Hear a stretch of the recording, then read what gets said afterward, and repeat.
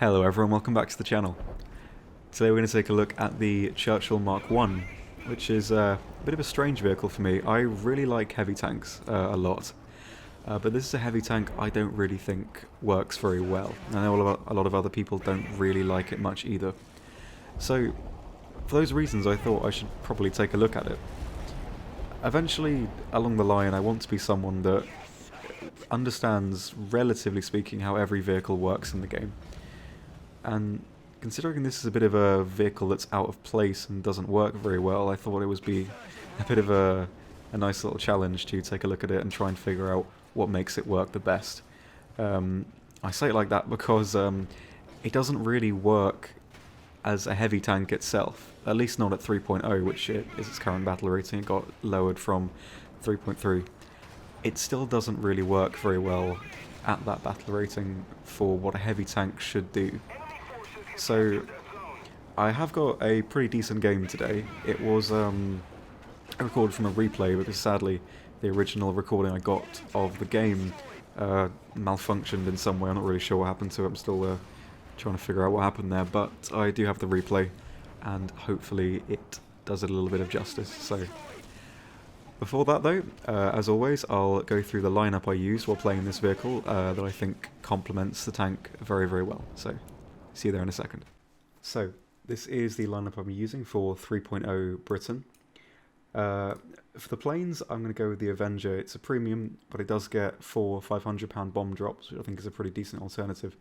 And combined with the other planes of the Hurricane Mark IV, which you can take 4 RP3s or the 40mm gun pods if you like. I prefer the rockets just because I still think they're pretty decent. And also the Beaufighter, which is a really underrated but fantastic ground attacker. It has 4 Hispano Mark I cannons, but with the ground target belts, you can penetrate pretty much the roof of anything you're going to see.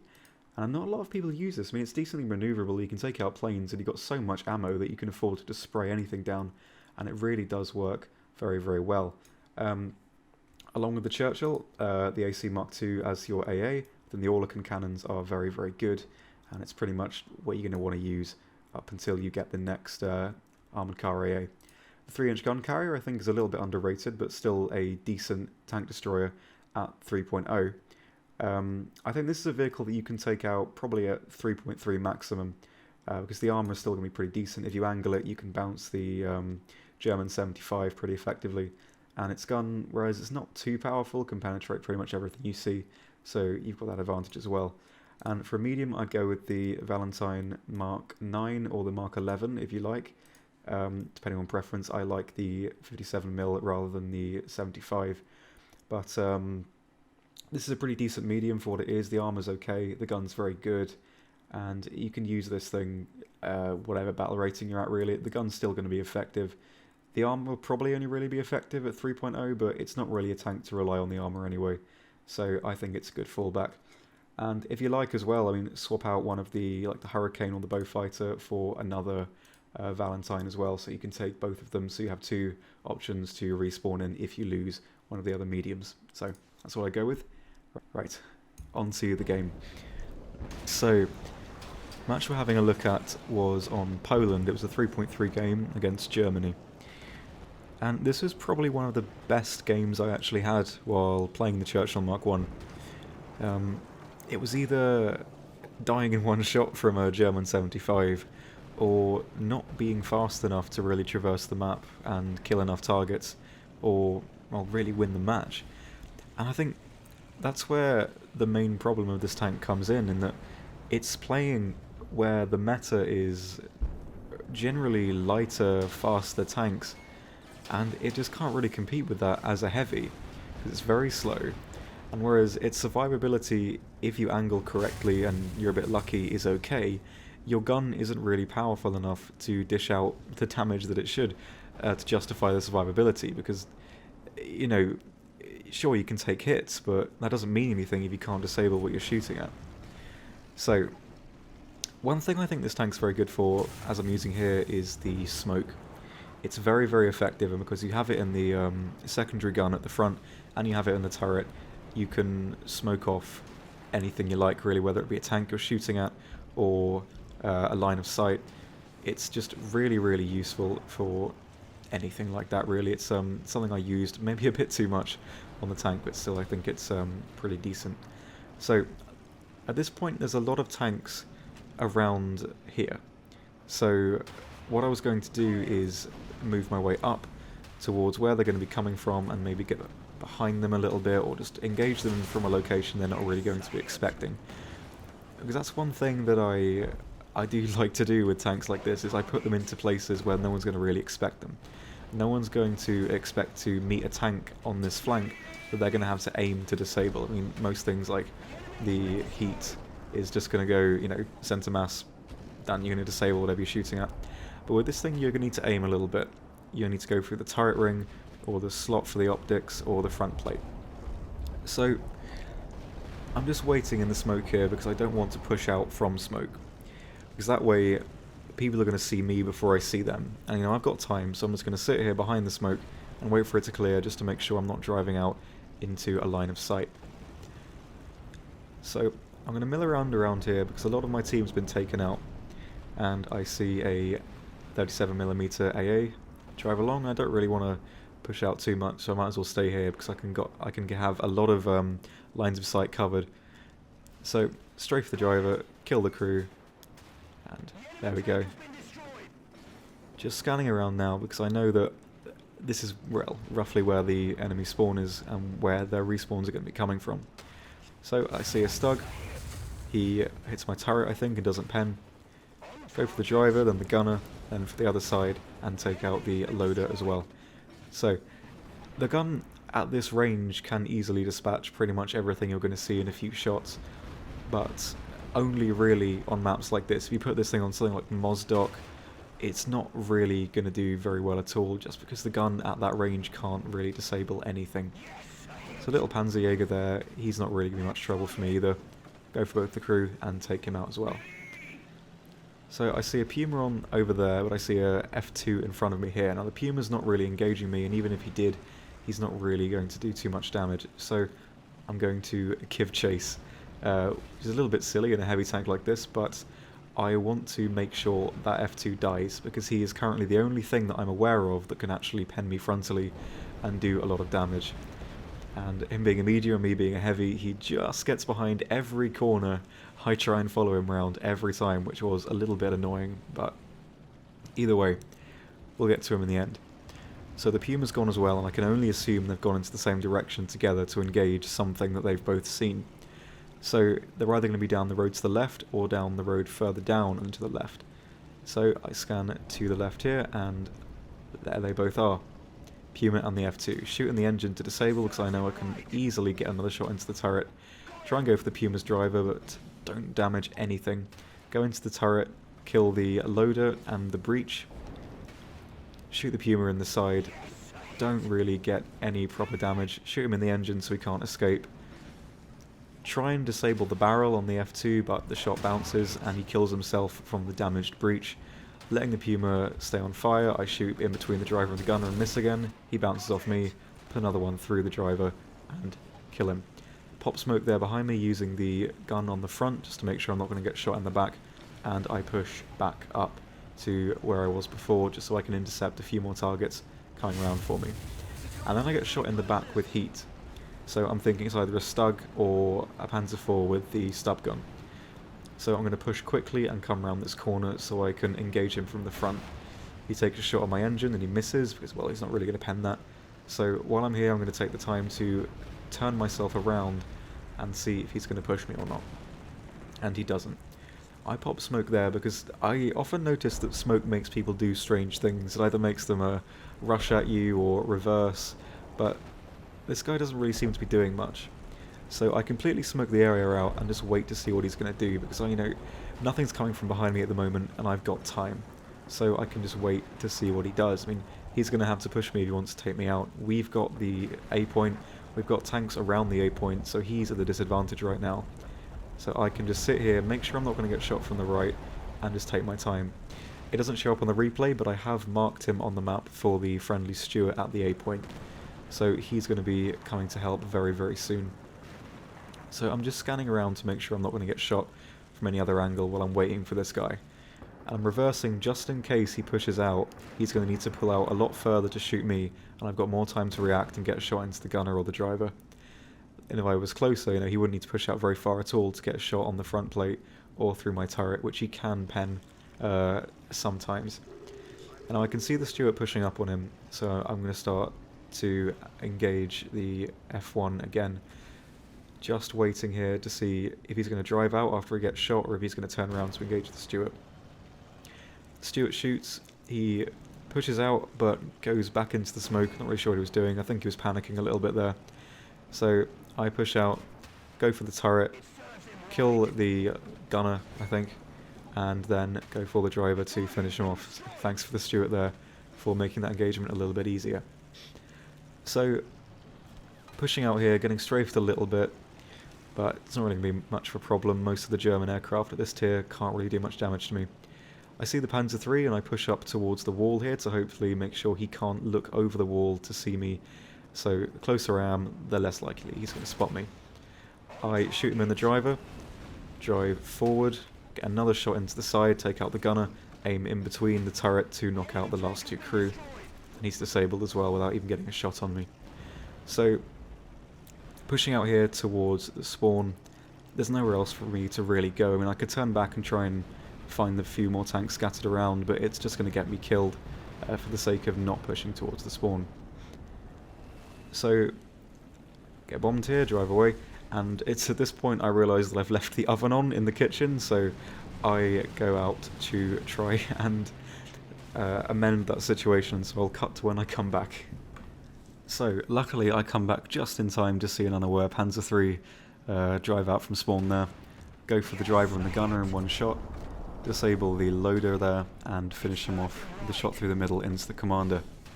Drive out a little bit further and I see a Sturmpanzer just driving around. I take a shot for the front plate, I miss the commander, reverse, take out the driver, and in the reverse as well, do take out the commander to knock the tank out. And then I get shot in the side from an F2, which finishes the match off for me. And that was a 10 kill match in the Churchill Mk I, which was, to be honest, the best match I had, and it's not really a match that you're going to be having very often if you're going to play it yourself. So in the background here I've just got a little bit of extra gameplay in the Beaufighter, which I think is a really underrated ground attacker for 3.0. So that game you just saw there was a little bit different from the ones I've shown before, in that I didn't really talk about where I'm positioning the tank as much or what I'm doing. Like, it's not really as tactical as the other commentaries I've given so far. And I think that's just because the Churchill itself isn't really a vehicle you can do a lot with. It's not, you can't push it, you can't really do anything special with it to make it function really, really well.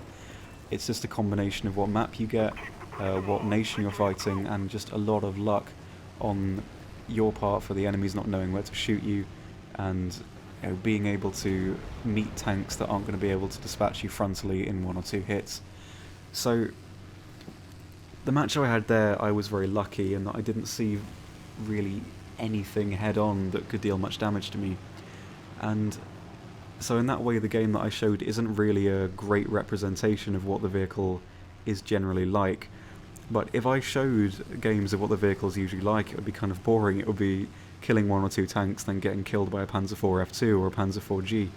So I thought I'd show this one just because it shows what the vehicle can do sometimes, but it's not really something that's completely reliable. But I think it does show a few little things you can make the vehicle do, I guess. So I don't like this vehicle. I don't like it because it's not a good heavy tank. First off, and I'm someone who really, really does like heavy tanks. And I think a good heavy tank is a vehicle that can rely on its armour. And relying on its armour can mean you can feel safe in that you're going to bounce shots, and while the enemy is either lining up to hit a weak spot or is reloading because they've bounced off your front armour, you have the ability to then fire back and take them out while they're trying to engage you again.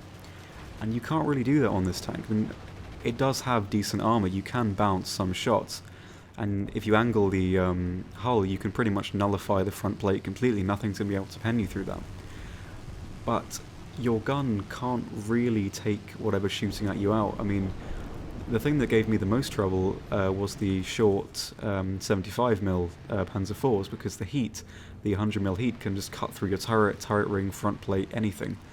And that thing has 5 quite spread out crew, and you're not going to take it out in one hit. You're going to be lucky if you knock out the driver and the gunner in one hit. I mean, most of the time you're going to be taking 3 to 5 hits to knock that tank out, whereas he's going to take 1 shot to disable you. So I think a heavy tank can be good if it just has good armour, but this isn't one of them. Its mobility doesn't complement it well at all. It's not really a vehicle that can get around the map very much, and for the meta of 3.0, 3.3, it's more lightly armoured vehicles, or at least faster vehicles that can get around the map, and you're just going to get swarmed playing the Churchill. So at 3.0 to 3.3, it doesn't fit its role as a heavy in the meta.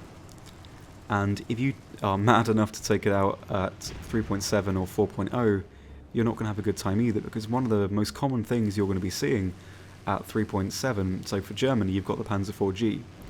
You can't pen the Panzer IV-G frontally from the hull. I mean, you can pen the turret, but at best you're just going to take out the gunner and the loader. You're not going to be able to disable it very effectively if it's head-on. And for the Russian side, you can meet the KV-1. You can't pen that frontally either.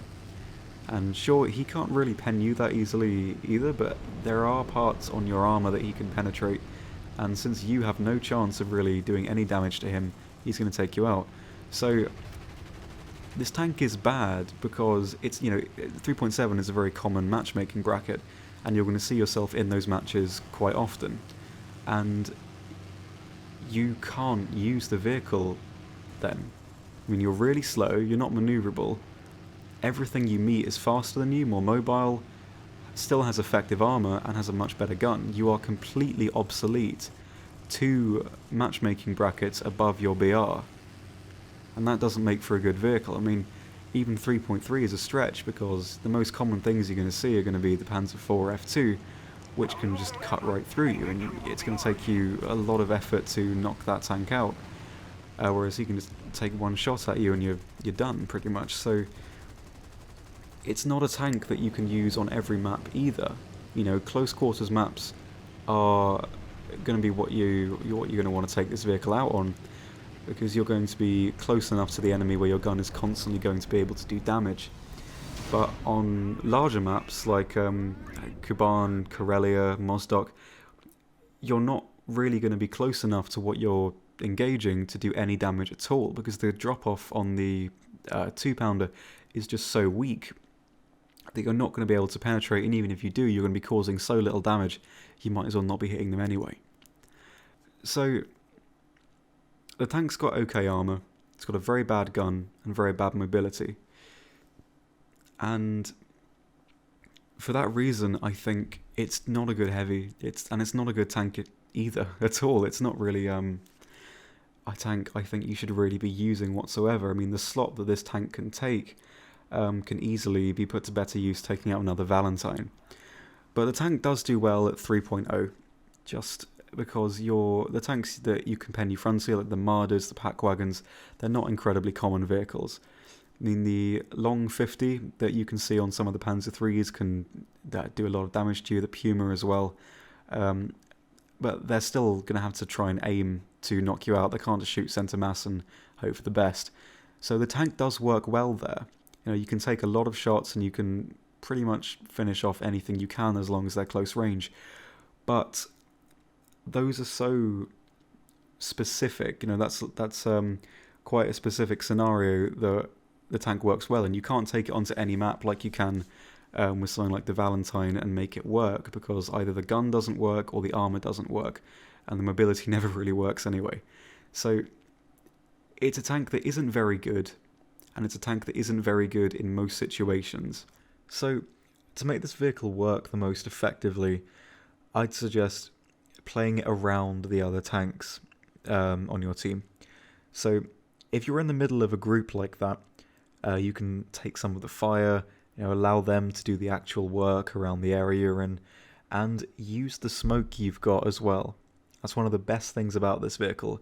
I mean, the secondary gun, you can load HE with it, you can possibly take out some anti-air guns, but you can take them out with the main gun anyway, you know, so keeping a few HE rounds is not a bad idea, but I think using the smoke with it is probably the best way to go. I mean, you can block off lots of lines of sight like that. You know, you can shoot at other vehicles that are causing your team trouble. So in essence, like that, it's a good support tank, but it's not a tank you should be trying to carry games with because you're not really going to be able to. It's good as a support, but in the same remit, it's not that great because it has a heavy tank spawn cost. So you're using a lot of the resources you have going into a match as a support tank that you're not going to get much out of. So I think it's still, you can use it like that, and that's how I think it's the most effective, but it's still not really a great vehicle like that. So I think it would be unfair to rate it any higher than a 4 out of 10. So thank you very much for watching. I hope you enjoyed the video. Also, massive thank you for any of you who stopped by to watch the stream, 24-hour stream. I ended up only doing 20 hours because my voice sort of started dying, and you can probably hear it dying a little bit now as well. It doesn't like being used for so long. But we did manage to raise $250 for the charity, which is absolutely fantastic. So thank you so much for stopping along if you did, and thank you even more for donating if you donated as well. And because the response was so good from streaming, I might try and do it a little bit more as well. So yeah, thank you very much for watching. I've managed to duct tape my window so it lets the traffic noise in a little bit less. It looks a bit more like a crack den, but it does sound a lot less like traffic all the time. So that certainly is a plus. Yeah, thank you very much for watching. I hope you enjoyed. Sorry it was a bit of a different video than usual, but anyway, thank you for watching, and I'll see you next time. Goodbye.